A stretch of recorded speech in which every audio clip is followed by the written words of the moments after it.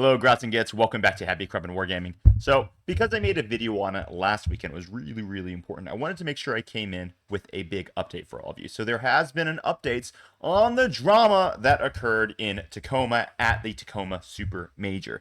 So, for those of you who just need a quick little refresher, you had a gentleman by the name of Marshall Peterson who went undefeated and took Tacoma.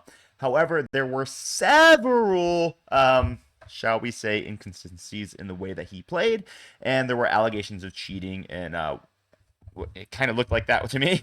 Although I don't have all the details, so once again, he's welcome to come on the channel and defend himself.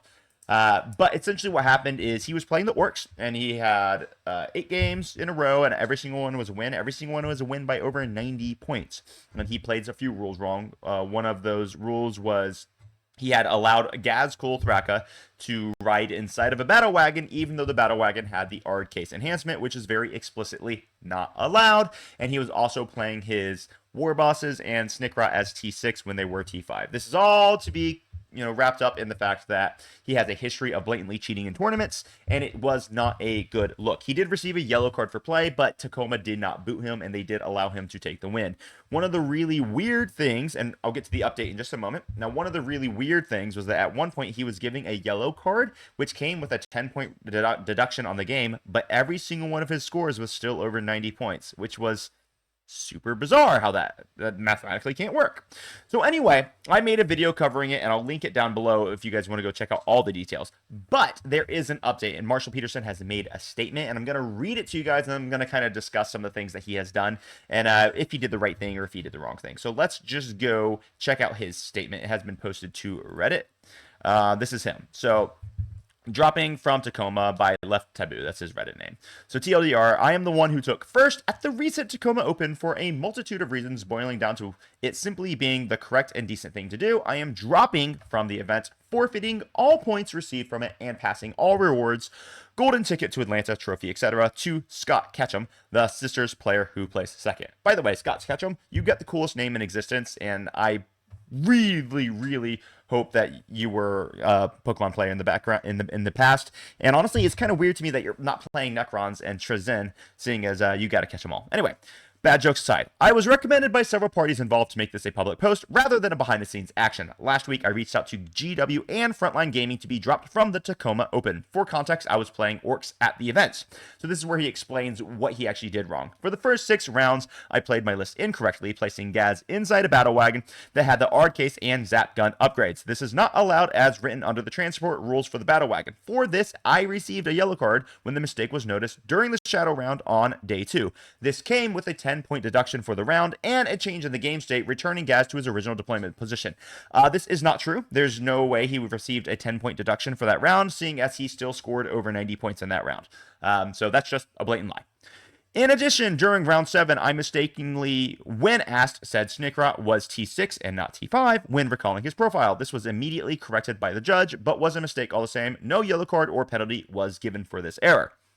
While for other players, yellow cards are not cause enough to eject someone from an event, there is a reason why we have a yellow and red cards as different things, and I don't recommend other players drop events simply for receiving a yellow card. I agree with that, by the way.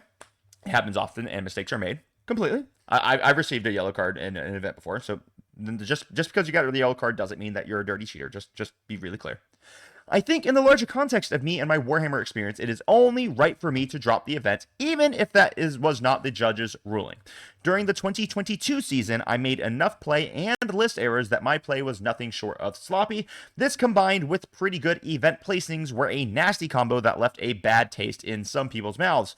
Some pillars of the local community told me after one particularly bad misplay that while they trusted me, from an outward perspective, there basically wouldn't be room for doubt that it could very well be purposeful, and I was left with the direct task to be better. I do believe this is referencing when he blatantly cheated on stream, because you can go check it on Wargames live channel. I did link it in my previous video, which is down below, where he omitted half of the wording for a secondary action that he was scoring in 9th edition. That was blatant cheating. I don't care what anyone says about that one. But you know what? People can make mistakes in the past and come back better. So I'm excited to read the rest of his apology, and we'll talk about it afterwards. So, during the errors made by me during the Tacoma Open, thus I think are not acceptable and warrant my disqualification from the event, as well as the champ event it would have qualified me for, the champion event being the WCW. I don't think anyone should think less of the judges or the GW events team for not disqualifying me, as they were simply operating under the structure they had in place. But my own accountability requires I forfeit, given the bigger picture. I should not benefit from my mistakes. Agreed, brother. I hope my opponents at the event can forgive me for my poor play, and hopefully we can have a better game in the future. I also hope my poor play doesn't reflect on the competitive community as a whole, which has become a great place for new players to explore the hobby. Hindsight is 2020, but I think I should have dropped as soon as I realized my mistake, rather than play the semifinals, as I very well did not belong. Anyway, sorry, I'll do better. Okay, so in all reality, Marshall Peterson, this is you writing this, bro. This is a good apology. I think that this is the correct thing. You're going to have people who are going to be pissed off at you. I'm sure there's going to be people in the chat down below, which, if you think this is a bullshit, you think this is a nonsense apology, type below, let me know. And some people are not going to agree with me, and they're going to think that, oh, okay, he's just trying to save face, but he sucks. I don't actually agree. Now, I do think that Marshall Peterson probably knew better. I think he knew he made the mistakes, and he was hoping people wouldn't notice. In all reality, that's probably what happened. Now, I cannot say for 100% that I'm right about this. I could very well be wrong in my interpretation here. I do know he has a history where he 100% cheated on on stream, like that happened. But people have made mistakes in the past, and people have come back much better. So there's a great example of a gentleman named TJ Lanigan who was caught cheating on stream, and you know what? He realized the errors of his way, and now that guy is a rock star. He is awesome. Wherever he goes, people love him. He is the most clear player in the entire world. There's zero shady about him now, even though in the past he had been a little sketchy. So what I'm hoping is that this is the same route that Marshall Peterson takes from this, because in the past he was blatantly cheating. In this event, it's it doesn't look good. So hopefully this is a wake-up call for him, and he can actually do the same thing that TJ Lanigan did, and he can become a very moral and fun player to play against in the future.